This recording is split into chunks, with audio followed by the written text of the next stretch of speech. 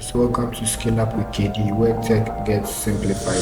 Alright, so in today's video, we'll be looking at how to install and set up Java with your Visual Studio Code. Move to your search engine and type code.visual.studio.com.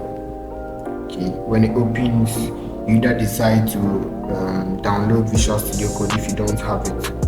But if you already have it, just move to the left side of your screen, okay, and the overview section, you come down and select Java. Right, so after selecting Java, a drop down menu will come. So in the drop down menu, you select Get Started. Alright, so after either you are using Windows or Mac, we install the coding pack for Java with Windows or Mac, depending on the PC. And you come down to the bottom left corner of your screen at the start button, and you search command prompt, alright, and you open it just to test if the Java has been installed. Type Java with 2 hyphens and version. As you can see, Java has not been installed on my PC, so I'll move back and wait for the installation. Alright, you come to the coding pack. After it is done installing, you just open it and follow the procedure and just finish install. After installation, you open your Visual Studio Code again, you create a new file with a new text file, and you select the language and choose Java. Or another way you can create a new project is that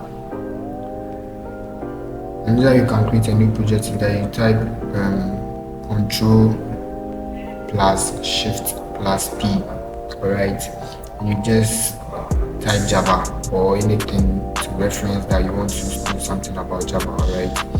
Yeah, follow the steps carefully and you just create a new project. Don't forget to add the extension .java or else it will not work, alright, so you add .java to it.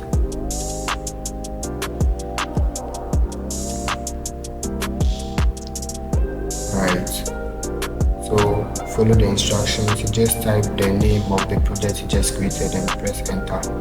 You see on the top left corner of the screen, you can see that the project is there. There are free source codes. I suggest choose any of them just to test if Java is working. You run it. You can see hello world